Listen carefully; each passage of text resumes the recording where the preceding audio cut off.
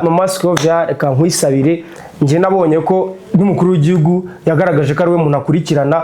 tubireba tubibona. Izi mbuga nkoranyambaga wowe nawe urazikoresha urabizi ko ziriho amafaranga ariko urabizi ko bitugora kandi hari uburyo cyangwa se hariho makeya kandi hari uburyo hazaho menshi. So rero kubera ko wenda ari wowe uba kuri social media cyane umuntu byakoroha kuba message wayo tuyibona vuba abandi wenda biragoye cyangwa se baranabyirengagiza ariko nkawe nk'umuntu uzikoresha nawe urazicuruza wadusabiye bakazigira monetize. Bino bintu twirwa dusakurizaho ugasanga ufite abantu miliyoni kureba ariko nta kintu bikumariye kandi handi hantu bibatunze twege natwe watugereyo ko we byibuze uvuga bakabyumva we uravuga bikagerayo. Abandi ba influencer cyangwa abantu bafite ama platform bigize nkaho batabikoresha aha rubanza baranyuzwe ariko bino bintu biriho umubare mwinshi w'urubyiruko rwakabaye rubikoresha nyine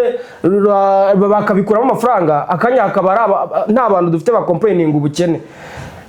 Nanibazaga kubera iki hari akantu gato kabaye muri entertainment kari negative aribwo abayobozi baza bakavuga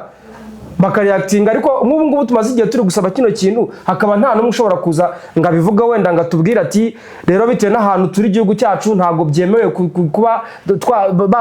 batugira monetize cyangwa se tubirimo cyangwa se ntibyashoboka nyine tukicara tunabizi ko bihagaze. Mama Scovia wowe tugerereyo nabonye rero we ntumwe ya rubanda pe tugerereyo kabisa na buri muntu wese ukoresha imbuga nkoranyambaga uri ubona ino message amfasha kwisharinga igere igomba kugira ariko bino bintu mu binoze birimo amafaranga birimo akazi kandi ababikoresha murabizi.